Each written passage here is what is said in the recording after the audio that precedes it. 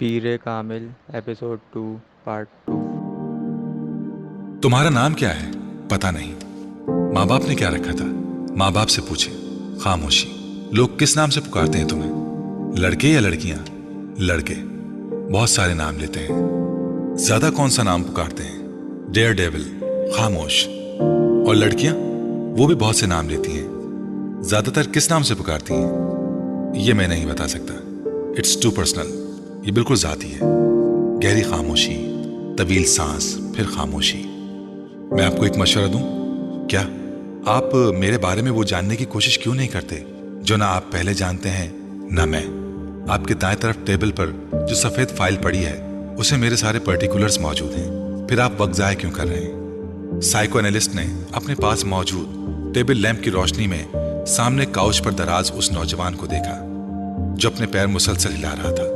اس کے چہرے پر گہرا اطمینان تھا اور یوں لگ رہا تھا جیسے وہ سائیکو انالسٹ کے ساتھ ہونے والی اس ساری گفتگو کو بیکار سمجھ رہا تھا۔ کمرے میں موجود ٹھنڈک، خاموشی اور نیم تاریکی نے اس کے اعصاب کو بالکل متاثر نہیں کیا تھا۔ وہ بات کرتے ہوئے وقتاً فوقتاً کمرے میں چاروں طرف نظریں دوڑا رہا تھا۔ سائیکو انالسٹ کے سامنے لیٹا ہوا نوجوان ایک عجیب کیس تھا۔ وہ فوٹوگرافک میموری کا مالک تھا۔ اس کا آئی کیو لیول 150 کی رینج میں تھا۔ وہ through out standing academic award رکھتا تھا۔ وہ گولف میں پریزیڈنٹس گولڈ میڈل 3 بار جیت چکا تھا اور وہ تیسری بار خودکشی کی ناکام کوشش کرنے کے بعد اس کے پاس آیا تھا۔ اس کے والدین ہی اسے اس کے پاس لے کر آئے تھے اور وہ بے حد پریشان تھے۔ وہ ملک کے بہت اچھے خاندانوں میں سے ایک سے تعلق رکھتا تھا، ایسا خاندان جس کے پاس پیسے کی بھرمار تھی۔ 4 بھائیوں اور ایک بہن کے بعد وہ چوتھے نمبر پر تھا۔ 2 بھائی ایک بہن اس سے بڑے تھے۔ اپنی ذہانت اور قابلیت کی وجہ سے وہ اپنے والدین کا بہت زیادہ چہیتا تھا۔ اس کے باوجود پچھلے 3 سال میں اس نے 3 بار خودکشی کی کوشش کی۔ پہلی دفعہ اسے سڑک پر بائک چلاتے ہوئے ون وے کی خلاف ورزی کی اور بائک سے ہاتھ اٹھا لیے۔ اس کے پیچھے آنے والے ٹریفک کانسٹیبل نے ایسا کرتے ہوئے اسے دیکھا تھا۔ خوش قسمتی سے گاڑی سے ٹکرانے کے باوجود وہ ہوا میں اچھل کر دوسری گاڑی کی چھت پر گرا اور پھر زمین پر گرا۔ اس کی کچھ پسلیاں، ایک بازو اور ایک ٹانگ میں فریکچر ہوئے۔ تب اس کے والدین کانسٹیبل کے اصرار کے باوجود اسے ایک حادثہ ہی سمجھے، کیونکہ اس نے اپنے ماں باپ سے یہی کہا تھا کہ وہ غلطی سے ون وے سے ہٹ گیا تھا۔ دوسری بار پورے 1 سال کے بعد اس نے لاہور میں خود کو باندھ کر پانی میں ڈوبنے کی کوشش کی۔ ایک بار پھر اسے بچا لیا گیا۔ پل پر کھڑے لوگوں نے اسے اس رسی سمیت باہر کھینچ لیا تھا جس کے ساتھ باندھ کر اس نے خود کو نیچے گرایا تھا۔ اس بار اس بات کی گواہی دینے والوں کی تعداد زیادہ تھی۔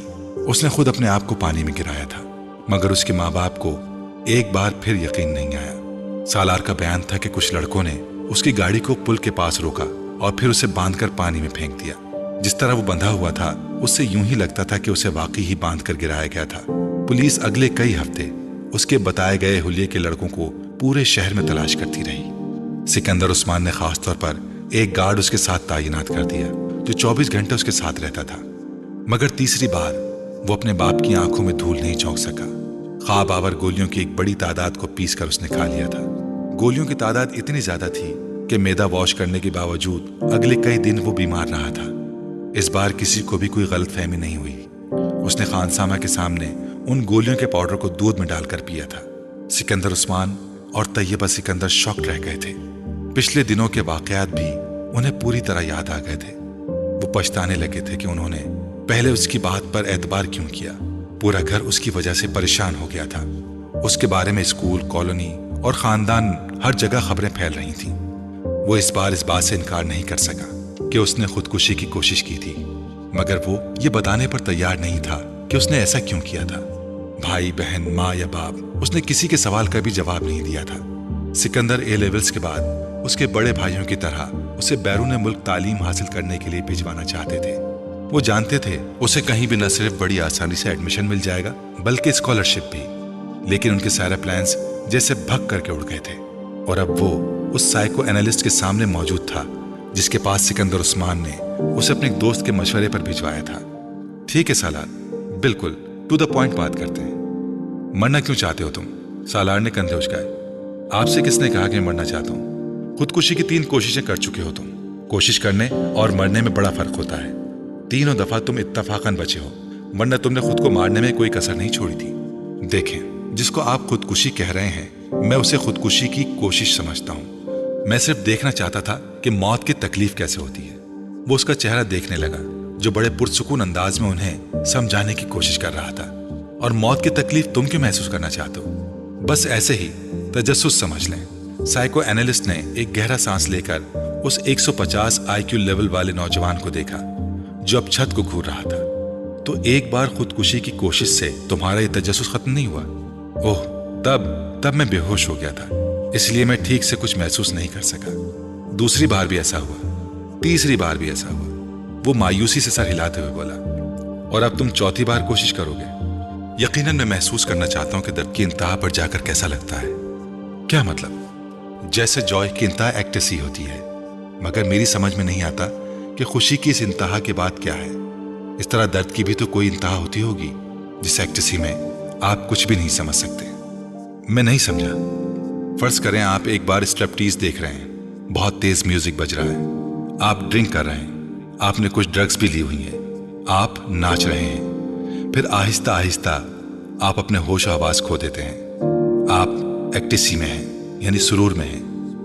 آپ سرور میں ہیں. کہاں ہیں، کیوں ہیں، کیا کر رہے ہیں، آپ کو کچھ بھی پتا نہیں. لیکن آپ کو یہ ضرور پتا ہوتا ہے کہ آپ جو کچھ بھی کر رہے ہیں وہ آپ کو اچھا لگ رہا ہے. میں جب باہر چھٹیاں گزارنے جاتا ہوں تو اپنے کزنز کے ساتھ ایسے بارز میں جاتا ہوں. میرا پرابلم یہ ہے کہ ان کی طرح مدہوش نہیں ہوتا. I never get wild with joy. مجھے ان چیزوں سے اتنی خوشی نہیں مل پاتی جتنی باقی لوگوں سے ملتی ہے، اور یہی چیز مجھے مایوس کرتی ہے. میں نے سوچا کہ اگر سرور کی انتہا پر نہیں پہنچ سکتا تو شاید میں درد کی انتہا پر پہنچ سکوں، لیکن وہ بھی نہیں ہو سکا. وہ خاصا مایوس نظر آ رہا تھا. تم اس طرح کی چیزوں میں وقت ضائع کیوں کرتے ہو؟ اتنا شاندار اکیڈمک ریکارڈ ہے تمہارا. سالار نے اس بار انتہائی بیزاری سے اس سے کہا. پلیز پلیز اب میری ذہانت کے راگ الاپنا مت شروع کیجیے گا. مجھے پتا ہے میں کیا ہوں. تنگ آ گیا ہوں اپنی تعریفیں سنتے سنتے. اس کے لہجے میں تلخی تھی. سائیکو اینالسٹ کچھ دیر اسے گھورتا رہا. اپنے لیے کوئی گول کیوں نہیں سیٹ کرتے تم؟ میں نے کیا ہے. کیا؟ مجھے خودکشی کی ایک اور کوشش کرنی ہے. مکمل اطمینان تھا. کیا تمہیں کوئی ڈپریشن ہے؟ ناٹ یٹ آل. تو پھر مرنا کیوں چاہتے ہو؟ ایک گہرا سانس. کیا آپ کو ایک بار پھر سے بتانا شروع کروں کہ میں مرنا نہیں چاہتا، میں کچھ اور کرنے کی کوشش کر رہا ہوں؟ وہ اکتایا. بات گھوم پھر کر وہیں آ گئی تھی. سائیکو اینالسٹ کچھ دیر سوچتا رہا. کیا تم یہ سب کسی لڑکی کی وجہ سے کر رہے ہو؟ سالار نے گردن موڑ کر حیرانی سے اسے دیکھا. لڑکی کی وجہ سے؟ ہاں، کوئی ایسی لڑکی جو تمہیں اچھی لگتی ہو، جس سے تم شادی کرنا چاہتے ہو. اس نے بے اختیار کہکا لگایا اور پھر ہنستا ہی گیا. مائی گاڈ، آپ کا مطلب ہے کہ کسی لڑکی کی محبت کی وجہ سے میں نے خودکشی؟ وہ ایک بار پھر بات ادھوری چھوڑ کر ہنسنے لگا. لڑکی کی محبت اور خودکشی، کیا مذاق ہے. وہ اب اپنی ہنسی پر قابو پانے کی کوشش کر رہا تھا. سائیکو اینالسٹ نے اس طرح کے کئی سٹینز اس کے ساتھ کیے اور ہر بار نتیجہ ڈھاک کے وہی 3 بات رہا. آپ اس کو تعلیم کے لیے بیرون ملک بھجوانے کے بجائے یہیں رکھیں اور اس پر بہت زیادہ توجہ دیں. ہو سکتا ہے یہ توجہ حاصل کرنے کے لیے یہ سب کرتا ہو. اس نے کئی ماہ بعد سالار کے ماں باپ کو مشورہ دیا، جس کا نتیجہ یہ ہوا کہ اسے باہر بھجوانے کے بجائے اسلام آباد کے ادارے میں ایڈمیشن دلوایا گیا. سکندر عثمان کو یہ اطمینان تھا کہ وہ اسے اپنے پاس رکھیں گے تو شاید وہ دوبارہ ایسی حرکت نہ کرے. سالار نے ان کے اس فیصلے پر کسی رد عمل کا اظہار نہیں کیا، بالکل اسی طرح جس طرح اس نے ان کے اس فیصلے پر کبھی خوشی کا اظہار نہیں کیا تھا کہ اسے بیرون ملک تعلیم کے لیے بھجوایا جائے گا. سائیکو اینالسٹ کے ساتھ آخری سیشن کے بعد سکندر عثمان اسے گھر لے آئے. انہوں نے طیبہ کے ساتھ مل کر اس سے ایک لمبی چوڑی میٹنگ کی. وہ دونوں اپنے بیڈ روم میں بٹھا کر اسے ان تمام آسائشوں کے بارے میں بتاتے رہے جو وہ پچھلے کئی سالوں سے اسے فراہم کر رہے تھے. انہوں نے اسے ان توقعات کے بارے میں بھی بتایا جو وہ اس سے رکھتے تھے. اسے ان محبت بھرے جذبات سے بھی آگاہ کیا جو وہ اس کے لیے محسوس کرتے تھے. وہ بے تاثر چہرے کے ساتھ چوئنگم چباتا باپ کی بے چینی اور ماں کے آنسو دیکھتا رہا. گفتگو کے آخر میں سکندر عثمان نے تقریباً تنگ آ کر اس سے کہا، تمہیں کس چیز کی کمی ہے؟ کیا ہے جو تمہارے پاس نہیں ہے؟ یا جو تمہیں چاہیے مجھے بتاؤ. سالار سوچ میں پڑ گیا. Sports car. اگلے ہی لمحے اس نے کہا، ٹھیک ہے میں تمہیں اسپورٹس کار باہر سے منگوا دیتا ہوں، مگر دوبارہ ایسی کوئی حرکت مت کرنا جو تم نے کی ہے، اوکے؟ سکندر عثمان کو کچھ اطمینان ہوا. سالار نے سر ہلا دیا. طیبہ نے ٹشو سے اپنے آنسو صاف کرتے ہوئے جیسے سکون کا سانس لیا. وہ کمرے سے چلا گیا تو سکندر عثمان نے سگار سلگاتے ہوئے ان سے کہا، طیبہ تمہیں اس پر بہت توجہ دینی پڑے گی. اپنی ایکٹیویٹیز کچھ کم کرو और कोशिश करो कि इसके साथ रोजाना कुछ वक्त गुजार सको। तैयबा ने सर हिला दिया।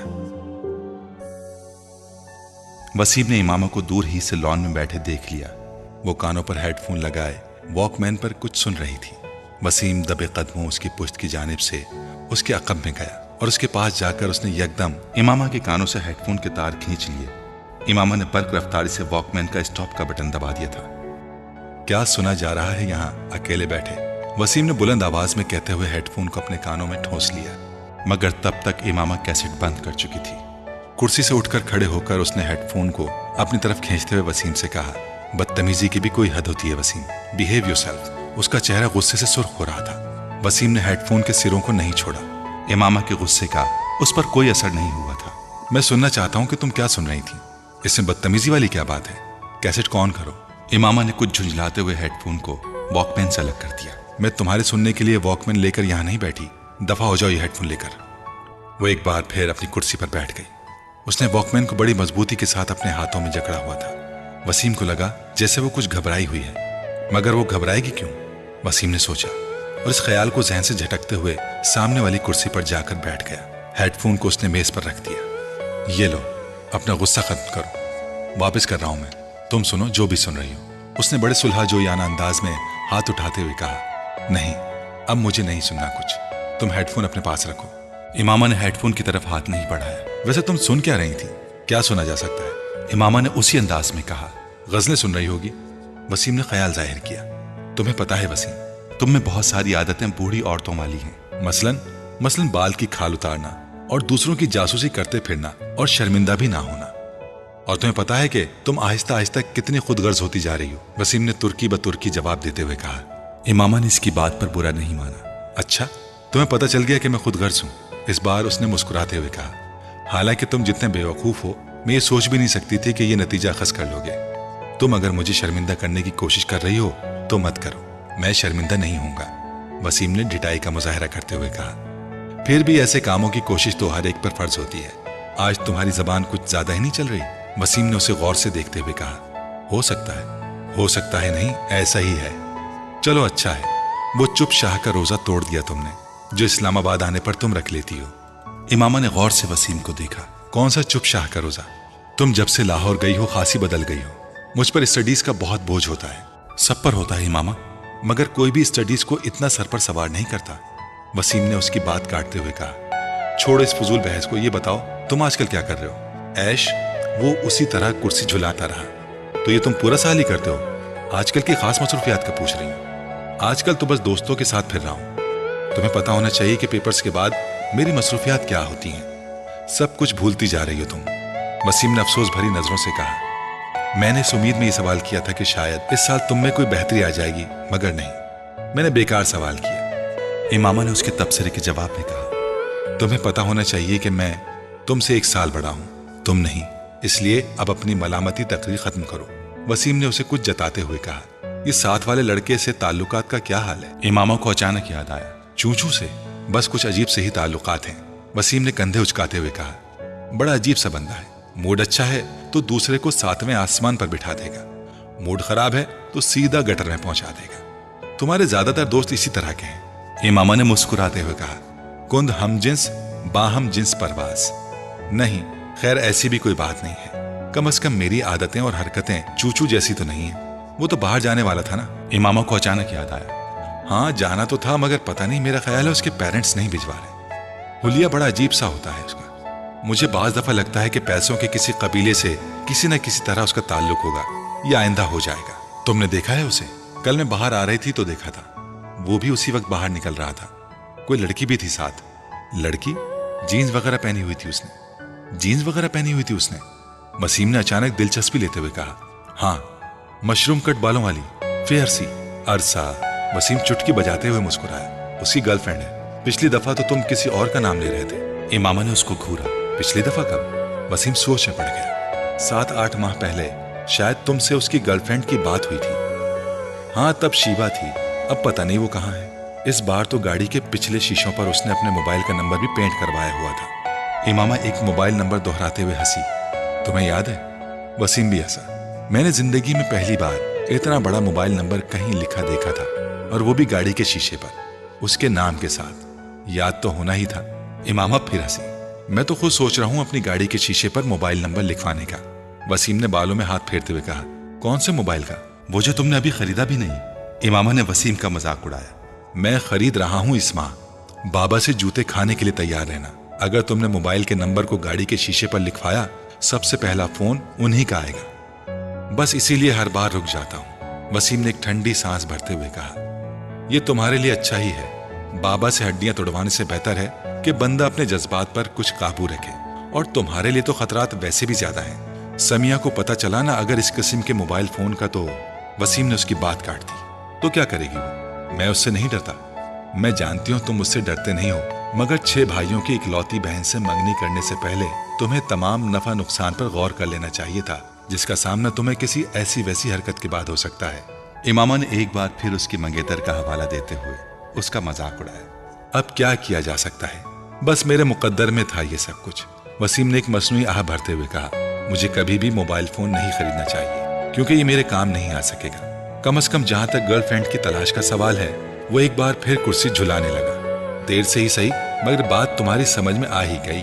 इमामा ने हाथ बढ़ाकर मेज से हेडफोन उठाते हुए कहा, वैसे तुम सुन क्या रही थी? वसीम को उसे हेडफोन उठाते देखकर फिर याद आया। वैसे ही कुछ खास नहीं था। इमामा ने उठते हुए जैसे उसे टाला। आप लाहौर जा रहे हैं तो वापसी पर इमामा के हॉस्टल चले जाएं। ये कुछ कपड़े हैं उसके, दर्जी से लेकर आई हूं, आप उसे दे आए। सलमा ने हाशिम से कहा, भाई मैं बड़ा मसरूफ रहूंगा लाहौर में, कहाँ आता जाता फिरूंगा उसके हॉस्टल। हाशिम को कदर तामिल हुआ। आप ड्राइवर को साथ ले जा रहे हैं, खुद नहीं जा सकते तो उसे भिजवा दीजिएगा, वो दे आएगा ये पैकेट। सीजन खत्म हो रहा है, फिर ये कपड़े इसी तरह पड़े रहेंगे। उसका तो पता नहीं अब कब आए। सलमा ने लंबी चौड़ी वजाहत की। अच्छा ठीक है, मैं ले जाता हूँ, फुर्सत मिली तो खुद दे आऊंगा, वरना ड्राइवर के हाथ भिजवा दूंगा। हाशिम रजामंद हो गए। लाहौर में उन्होंने खासा मसरूफ दिन गुजारा। शाम 5 बजे के करीब उन्हें कुछ फुर्सत मिली और तब उन्हें उस पैकेट का भी ख्याल आ गया। ड्राइवर को पैकेट ले जाने को कहने के बजाय वो खुद इमामा के हॉस्टल चले आए। उसके एडमिशन के बाद आज पहली बार वो वहां आए थे। गेट कीपर के हाथ उन्होंने इमामा के लिए पैगाम भिजवाया और खुद इंतजार करने लगे। उनका ख्याल था कि वो जल्द ही आ जाएगी, मगर ऐसा ना हुआ। 10 मिनट, 15 मिनट, 20 मिनट, वो अब कुछ बेजार होने लगे। इससे पहले कि वो अंदर दोबारा पैगाम भिजवाते, उन्हें गेट कीपर एक लड़की के साथ आता दिखाई दिया। कुछ करीब आने पर उन्होंने उस लड़की को पहचान लिया। वो जवेरिया थी, इमामा की बचपन की दोस्त। उसका ताल्लुक भी इस्लामाबाद ही से था। अस्सलाम वालेकुम अंकल, जवेरिया ने पास आकर कहा। वालेकुम अस्सलाम बेटा, कैसी हो तुम? मैं ठीक हूँ। मैं ये इमामा के कुछ कपड़े देने आया था। लाहौर आ रहा था तो उसकी अम्मी ने ये पैकेट दे दिया। अब यहाँ बैठे मुझे घंटा हो गया है, मगर उन्होंने उसे बुलाया नहीं। हाशिम के लहजे में शिकवा था। अंकल, इमामा मार्केट गई है कुछ दोस्तों के साथ, आप ये पैकेट मुझे दे दें, मैं खुद उसे दे दूंगी। ठीक है, तुम रख लो। हाशिम ने वो पैकेट जवेरिया की तरफ बढ़ा दिया। रस्मी अलैक सलैक के बाद वापस मुड़ गए। जवेरिया भी पैकेट पकड़कर हॉस्टल की तरफ चली गई, मगर अब उसके चेहरे पर मौजूद मुस्कुराहट गायब हो चुकी थी। कोई भी उस वक्त उसके चेहरे पर परेशानी को वाज़ेह तौर पर भांप सकता था। हॉस्टल के अंदर आते ही वार्डन से उसका सामना हो गया, जो सामने ही खड़ी थी। जवेरिया के चेहरे पर एक बार फिर मुस्कुराहट आ गई। बात हुई तुम्हारी उसके वालिद से? वार्डन ने उसे देखते ही उसकी तरफ बढ़ते हुए कहा। जी बात हुई, परेशानी वाला कोई मसला नहीं है। वो इस्लामाबाद में अपने घर पर ही है। उसके वालिद ये पैकेट लेकर आए थे। मेरे घर वालों ने मेरे कुछ कपड़े भिजवाए हैं। अंकल लाहौर आ रहे थे तो इमामा ने कहा कि वो ले जाएं। अंकल ने गलती से यहाँ आकर मेरा नाम लेने के बजाय इमामा का नाम ले दिया। जवेरिया ने एक ही सांस में कई झूठ रवानी से बोले। वार्डन ने सुकून का सांस लिया। खुदा का शुक्र है, वरना मैं तो परेशानी हो गई थी कि मुझे तो वो वीकेंड पर घर जाने का कहकर गई है, तो फिर वो कहाँ है? वार्डन ने मुड़ते हुए कहा। जवेरिया पैकेट पकड़े अपने कमरे की तरफ चली आई। राबिया उसे देखते ही तीर की तरह उसकी तरफ आई। क्या हुआ, इस्लामाबाद में ही है वो? नहीं, जवेरिया ने मायूसी से सर हिलाया। My God! राबिया ने बेयकीनी से अपने दोनों हाथ क्रॉस करके सीने पर रखे। तो फिर कहाँ गई वो? मुझे क्या पता, मुझसे तो उसने यही कहा था कि घर जा रही हूं, मगर वो घर नहीं गई। आखिर गई कहाँ है? इमामा ऐसी तो नहीं है? जवेरिया ने पैकेट बिस्तर पर फेंकते हुए कहा। वार्डन से क्या कहा तुमने? राबिया ने तशवीश भरे अंदाज से पूछा। क्या कहा? झूठ बोला है, और क्या कह सकती हूँ? ये बता देती कि वो इस्लामाबाद में नहीं है तो हॉस्टल में अभी हंगामा शुरू हो जाता, वो तो पुलिस बुलवा लेती। जवेरिया ने नाखून काटते हुए कहा। और अंकल को, उनको क्या बताया है? राबिया ने पूछा।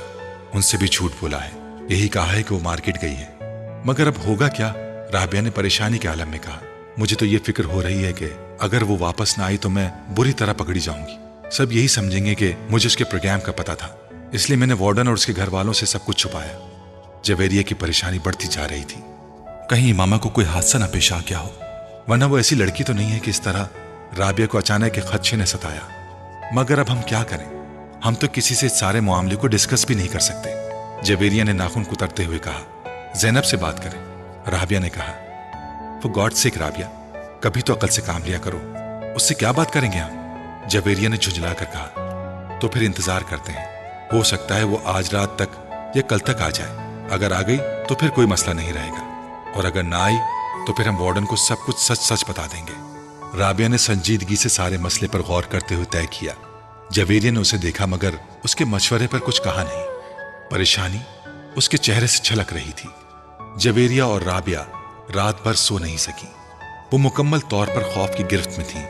अगर वो ना आई तो क्या होगा? ये सवाल उनके सामने बार बार भयानक शक्लें बदल बदल कर आ रहा था। उन्हें अपना कैरियर डूबता हुआ नजर आ रहा था। उन्हें अंदाजा था कि उनके घर वाले ऐसे मामले पर कैसा रद्द-ए-अमल जाहिर करेंगे। वो उन्हें बुरी तरह मलामत करते, उन्हें इमामा के वालिद को सब कुछ साफ साफ न बताने पर तनकीद का निशाना बनाते, और फिर वार्डन से सारे मामले को छुपाने पर और भी नाराज होते। उन्हें अंदाजा नहीं था कि हकीकत सामने आने पर खुद हाशिम मुबीन और उनकी फैमिली का रद्द-ए-अमल क्या होगा। वो इस सारे मामले में इन दोनों के रोल को किस तरह देखेंगे? हॉस्टल में लड़कियां उनके बारे में किस तरह की बातें करेंगी? और फिर अगर ये सारा मामला पुलिस केस बन गया तो पुलिस उनकी पर्दापोशी को क्या समझेगी? वो अंदाजा कर सकती थी, और इसीलिए बार बार उनके रोंगटे खड़े हो रहे थे। मगर सवाल ये पैदा होता है कि वो गई कहाँ और क्यों? वो दोनों उसके पिछले रवैयों का तज्जिया करने की कोशिश कर रही थी। किस तरह पिछले 1 साल से वो बिल्कुल बदल गई थी। उसने उनके साथ घूमना फिरना बंद कर दिया था। वो उलझी उलझी रहने लगी थी। पढ़ाई में उसका इन्हिमाक भी कम हो गया था, और उसकी कम गोई। और वो जो एक बार हमारे शॉपिंग के लिए जाने पर पीछे से गायब थी, तब भी वो यकीनन वहीं गई होगी जहां वो अब गई है। और हमने किस तरह बेवकूफों की तरह उस पर एतबार कर लिया। राबिया को पिछली बातें याद आ रही थी, मगर इमामा ऐसी नहीं थी। मैं तो उसे बचपन से जानती हूँ, वो बिल्कुल भी ऐसी नहीं थी। जवेरिया को अब भी उस पर कोई शक नहीं हो रहा था। ऐसा होने में कोई देर थोड़ी लगती है, बस इंसान का किरदार कमजोर होना चाहिए। राबिया बदगुमानी की इंतहा पर पहुंची हुई थी। राबिया उसकी मर्जी से उसकी मंगनी हुई थी। वो और असजद एक दूसरे को पसंद करते थे, फिर वो इस तरह की हरकत कैसे कर सकती है? जवेरिया ने उसका दिफा करने की कोशिश की। फिर तुम बताओ कि वो कहाँ है? मैंने तो मक्खी बनाकर उसे किसी दीवार के साथ नहीं चिपकाया है। उसके बाबा उससे मिलने यहाँ आए हैं और वो अपने घर से आए हैं, तो जाहिर है वो घर पर नहीं गई, और हमसे वो यही कहकर गई है कि वो घर जा रही है। राबिया ने बेचारगी से कहा। ऐसा भी तो हो सकता है कि उसे कोई हादसा पेश आ गया हो सकता है वो इसीलिए घर ना पहुंच सकी हो। वो हर बार यहाँ से फोन करके इस्लामाबाद अपने घर वालों को अपने आने की इत्तला देती थी, ताकि उसका भाई उसे कोस्टर के स्टैंड से पिक कर ले। अगर इस बार भी उसने इत्तला दी थी तो फिर उसके वहां ना पहुंचने पर वो लोग इत्मीनान से वहां ना बैठे होते, वो यहाँ हॉस्टल में फोन करते। और उसके वालिद के अंदाज से तो ऐसा महसूस हुआ है जैसे उसका इस वीकेंड पर इस्लामाबाद का कोई प्रोग्राम नहीं था। राबिया ने उसके कयास को मुकम्मल तौर पर रद्द करते हुए कहा, हाँ, वो कभी भी 1 माह में 2 बार इस्लामाबाद नहीं जाती थी, मगर इस बार तो वो दूसरे ही हफ्ते इस्लामाबाद जा रही थी। और उसने वार्डन से खास तौर पर यह कहकर इजाजत ली थी, कोई ना कोई बात जरूर है, कहीं ना कहीं कुछ न कुछ जरूर गलत है। जवेरिया को फिर खदशात सताने लगे। उसके साथ साथ हम भी बुरी तरह डूबेंगे। हमसे बहुत बड़ी गलती हुई जो हमने सब कुछ इस तरह कवर अप किया। हमें साफ साफ बात करनी चाहिए थी उसके वालिद से कि वो यहाँ नहीं है, फिर वो जो चाहे करते, ये उनका मसला होता। कम से कम हम तो इस तरह ना फंसते जिस तरह अब फंस गए हैं। राबिया मुसलसल बड़बड़ा रही थी। खैर, अब क्या हो सकता है, सुबह तक इंतजार करते हैं। अगर वो कल भी नहीं आई तो फिर वार्डन को सब कुछ बता देंगे। जवेरिया ने कमरे के चक्कर लगाते हुए कहा। वो रात इन दोनों ने उसी तरह बातें करते जागते हुए गुजार ली। अगले दिन वो दोनों कॉलेज नहीं गई। इस हालत में कॉलेज जाने का कोई फायदा भी नहीं होता। इमामा वीकेंड पर हफ्ते को वापसी पर 9 बजे के करीब आ जाया करती थी, मगर वो उस दिन नहीं आई। उनके आसाब जवाब देने लगे। 2:30 बजे के करीब वो फक रंगत और कांपते हाथों के साथ अपने कमरे से वार्डन के कमरे में जाने के लिए निकल आई। उनके जहन में वो जुमले गर्दिश कर रहे थे जो उन्हें वार्डन से कहने थे।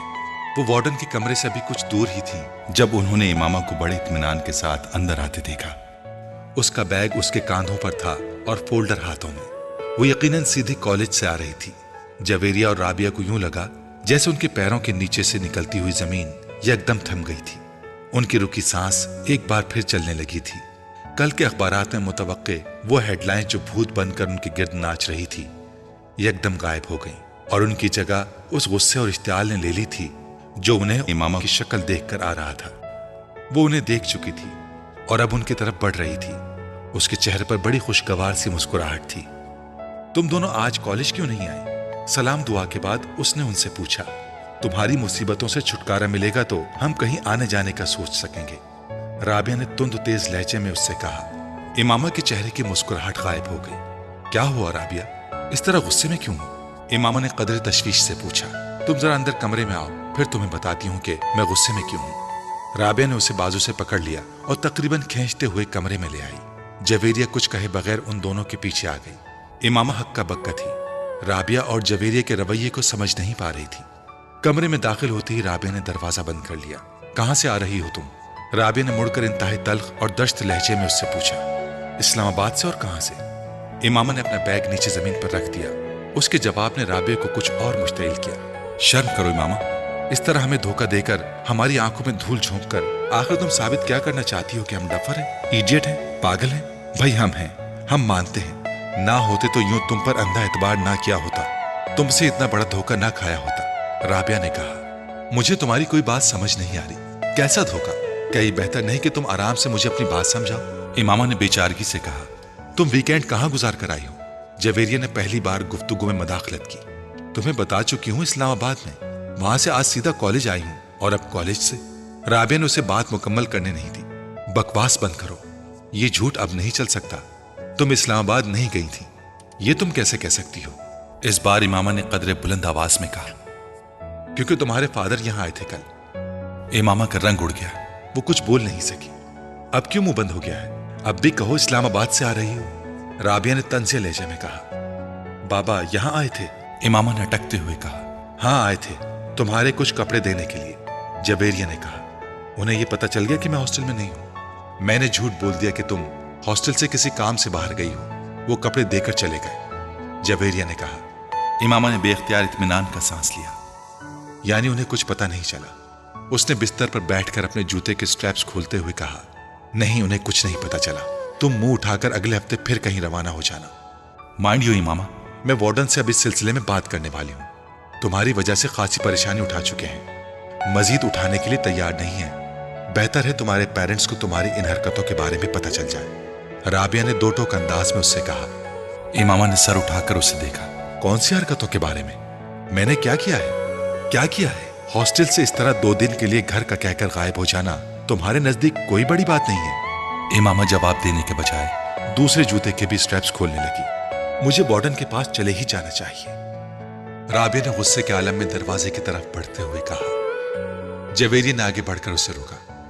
وارڈن سے بات کر لیں گے، پہلے اس سے تو بات کر لیں، تم جلد بازی مت کرو، مگر اس ڈھیٹ کا اطمینان دیکھو، مجال ذرہ برابر شرمندگی بھی اس کے چہرے پر جھلک رہی ہو۔ رابعہ نے غصے میں امامہ کی طرف اشارہ کرتے ہوئے کہا۔ میں تم دونوں کو سب کچھ بتا دوں گی، اتنا غصے میں آنے کی ضرورت نہیں ہے، میں نے کوئی غلط کام نہیں کیا اور نہ ہی کسی غلط جگہ پر گئی ہوں، اور ہاں بھاگی بھی نہیں ہوں۔ امامہ نے جوتوں کی قید سے اپنے پیروں کو آزاد کرتے ہوئے قدرے دھیمے لہجے میں کہا۔ پھر تم کہاں گئی تھی اس بار؟ جویریہ نے پوچھا۔ اپنے ایک دوست کے ہاں۔ کون سی دوست ہے؟ ایک۔ اس طرح جھوٹ بول کر کیوں؟ میں تم لوگوں کے سوالوں سے بچنا چاہتی تھی، اور گھر والوں کو بتاتی یا ان سے اجازت لینے کی کوشش کرتی تو وہ کبھی اجازت نہ دیتے۔ کس کے ہاں گئی تھی اور کس لیے؟ جویریہ نے اس بار قدرے تجسس آمیز انداز میں پوچھا۔ میں نے کہا نا، میں بتا دوں گی، کچھ وقت دو مجھے، امامہ نے اس کی بات کے جواب میں کہا۔ کوئی وقت نہیں دے سکتے تمہیں وقت دیں تاکہ تم ایک بار پھر غائب ہو جاؤ، اور اس بار واپس ہی نہ آؤ۔ رابعہ نے اس بار بھی ناراضگی سے کہا، مگر پہلے کی نسبت اس بار اس کا لہجہ دھیما تھا۔ تمہیں تو اس بات کا بھی احساس نہیں ہوا کہ تم نے ہماری پوزیشن کتنی آکورڈ بنا دی تھی؟ اگر تمہارے اس طرح غائب ہونے کا پتہ چل جاتا تو ہماری کتنی بے عزتی ہوتی؟ اس کا احساس تھا تمہیں؟ رابعہ نے اسی انداز میں کہا۔ مجھے یہ توقع نہیں تھی کہ بابا اس طرح اچانک یہاں آ جائیں گے، اس لیے میں یہ بھی نہیں سوچ سکتی کہ تم لوگوں کو किस नाजुक सूरत हाल का सामना करना पड़